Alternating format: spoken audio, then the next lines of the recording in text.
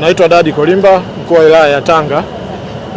Kama ambavyo mnaona tukio la moto limetokea kuanzia majira ya saa 2 na jeshi letu la zimamoto wakishirikiana na vyombo vingine vya usalama wameweza kufika kwa muda na kuanza kuzima moto huu. Moto ulianza katika chumba kimoja ukaenea, na walikuwa wakijaribu kuzima kwa mara ya kwanza, ukawa unaendelea kuenea, lakini jeshi la zimamoto na vyombo vyetu vya ulinzi tumeona ambavyo vimefanya kazi kubwa, lakini tukitumia magari mengine kutoka bandari, kutoka GDP, basi tumeweza sasa kudhibiti, na mnaona kwamba umedhibitika na unaendelea kuzimwa taratibu, na mpaka sasa hatujaweza kufahamu ni maduka mangapi yameathirika na moto, lakini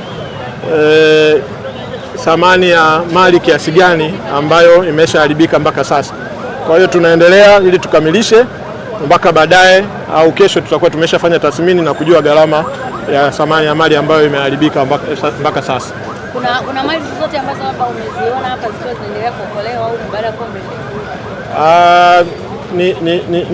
Ni chache sana. Watu walikuwa wakitoa vifaa vyao vya simu na vitu mbalimbali vya urembo ambavyo walikuwa wakijaribu kuchukua, lakini moto ulikuwa umeshaenea. Kwa hiyo kwa kiasi kikubwa wengi hawajaweza kutoa mali zao. Labda mkuu wa wilaya, wanazungumziaje wao waathirika? Chanzo ni nini hasa ambacho kimesababisha moto huu? Mpaka sasa hatujaweza kujua chanzo. Tulikuwa tukihangaika kwanza na moto tuweze kuuzima, lakini baadaye tukishafanya tathmini, fanya uchunguzi, tunaweza kutoa taarifa ya chanzo chenyewe cha moto. Wananchi nawaambiaje sasa? Wananchi waendelee kuwa watulivu wakati vyombo vya usalama vikifanya kazi yao. Uzuri ni kwamba tuna vyombo ambavyo vinafanya kazi kama ambavyo umeona moto ulikuwa mkubwa, lakini wameweza kudhibiti kwa haraka. Asante sana. Okay, tunashukuru sana. Na mtazamaji, nimesalia barabara ya 12 jijini Tanga nchini Tanzania kuhusiana na moto ambao umeweza kwa hakika kuleta simanzi kwa wakazi wa eneo hili, kwa wafanyabiashara, lakini niko na mmoja kati ya wale mashuhuda, wale ambao wamekuwa wakijitolea kwenye hizi harakati, mashallah, na naweza sema Mwenyezi Mungu amlipe ndugu yetu huyu kwa kujitolea kwa kila ambacho anachokuwa anakifanya. Kiongozi, habari za muda huu? Nzuri tu. Kwa majina yako ni nani? Naitwa Hussein Sharifu. Bwana, wewe ni mmoja kati ya wale ambao wameweza kushuhudia tukio hili? Ndiyo, nimeshuhudia. Bwana, unaweza kutueleza kwa uchache zaidi imekuwaje, limetokeaje tukio? Tukio limetokea upande wa hii nyumba ambao karibu na Azam, ndio moshi ulitokea kwa ndani na tujajua chanjo ni nini. Baada hapo tukabidi tuwapigie fire, ambao fire ilikuja ya kwanza mpaka ya pili, ndio hii ya tatu sasa ndio imetokea hivyo.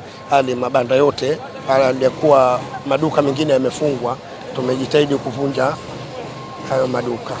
Kama shuhuda, uhali wa wananchi ulikuwaje katika eneo hili? Wananchi walishuhudia katika jamii yote, ndio walikuwepo wakawa wasaidia. Baadhi ya wengine tumeokoa vitu, tumevihifadhi. Vipo vitu ambavyo viliokolewa katika baadhi ya maduka, lakini tumewasaidia na tumeweka wengine, na tujajua mpaka sasa hii chanjo ni nini. Moto huu kwako ni mara ya kwanza kwa ukubwa ama? Huu ni mara ya kwanza kuona, mara tatu kuona moto aina hii. Niliona kota ya polisi mpaka barabara 17 kwa hali ambayo niliona hii, lakini niona huu ndo zaidi uliokuwepo. Kitu washukuru fire wameendelea kuja wote na magari yote yamekuja, zaidi ya GBP pia wamejitolea. Shukuru sana. Asante kwa hilo. Na mtazamaji, mimi nimefika tamati kwa hiki ambacho kimeweza kutokea siku ya leo ama usiku wa leo. Kikubwa zaidi ni kuendelea kuwapa pole, hususan wale ambao wamefikwa na mitihani kama hii ama misiba kama imana. Tunasema misiba si mpaka afe mtu, huku mamlaka zaidi zitazidi kutoa taarifa zaidi kuhusiana na hiki ambacho kimeweza kutokea usiku wa leo ama siku ya leo.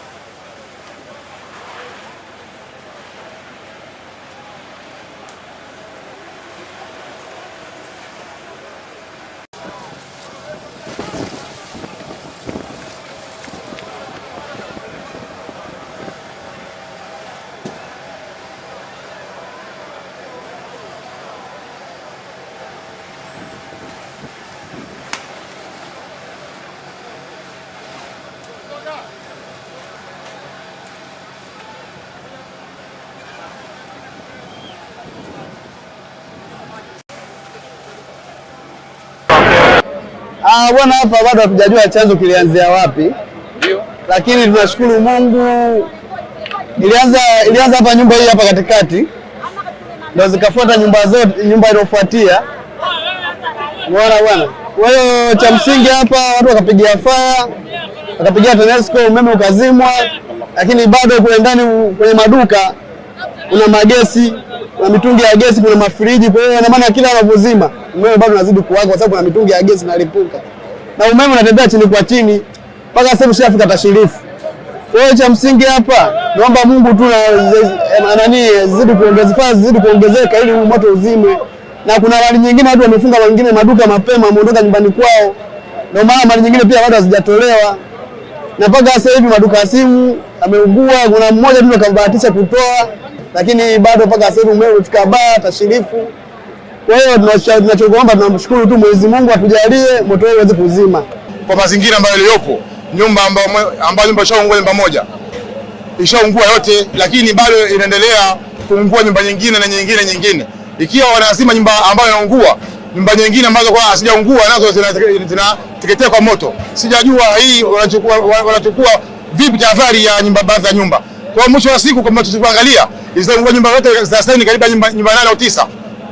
Kwa hiyo ilikuwa baada nyumba ambayo imeungua moja, wajitahidi kuzima moto moja na nyingine wajitahidi usiweze kuathirika baadhi ya nyumba nyingine. Lakini mpaka sasa hivi nyumba ambayo ishaungua ni nyumba ya 3. Nyumba ya kwanza imeungua, nyumba ya pili imeungua na nyumba ya 3 imeungua. Na bado moto haujazimwa. Na nyumba ya 3 ambayo inaungua sasa hivi ni nyumba ambayo ndani ina mafriji na mafriza ambayo ndani yake ina gesi.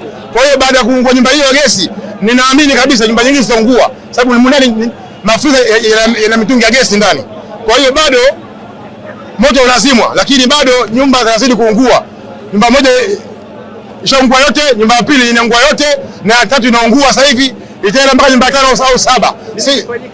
Kifanyike lazima wanatahadhari kwamba nyumba ambayo imeungua waizuie isiungue na zaidi, na nyumba nyingine wakati nyumba nyingine fire inaangalia nyumba baadhi ya vitu nyumba nyingine isiungue. Lakini sasa hivi inafanyika wanazima nyumba ambayo imeungua, nyumba ambayo imeungua haizimi. Kwa mtu wa siku nyumba zote zinaungua na upepo nao unaenda kule. Upepo sasa unaelekea kule. Kwa nyumba kile ambayo zingine kule nyumba sasa hivi nyumba 4 inaungua sasa hivi. Nimefanya biashara wa ile eneo la barabara 12 ambayo kimsingi nilikuwa na maduka mawili hapa. Tuseme nilikuwa na maduka mawili kwa maana sofa hamna tena kitu ambacho unaweza kuzungumzia. Kwa hiyo maduka yote kama mnavyoona hali halisi yameungua yote. Tumekaribisha umaskini kwa spidi kubwa sana. Kwa hiyo hakuna jambo ambalo tunaweza tukafanya hapa zaidi ya yote ni kumshukuru sana Mwenyezi Mungu.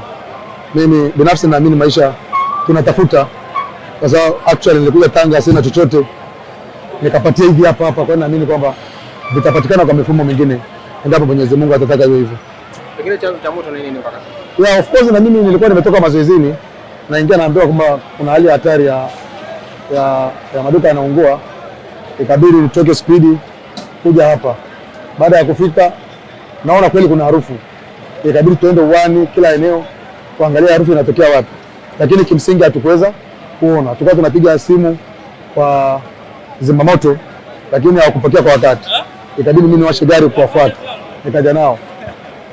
Tafika basi ndio moto ulikuwa umeshika kama mnavyoona. Kwa hiyo kimsingi huwezi kugundua kwamba chanzo hasa kilikuwa ni duka lipi.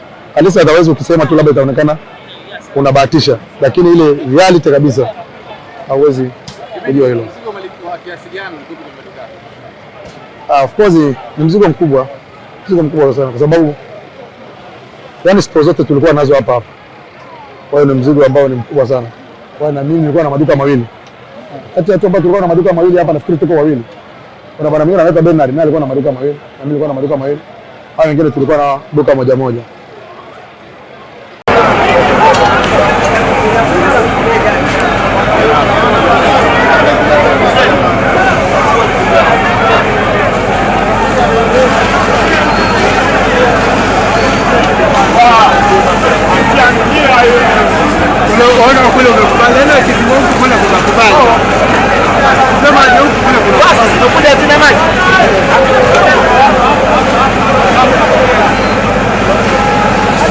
Akimaliza mabomba yote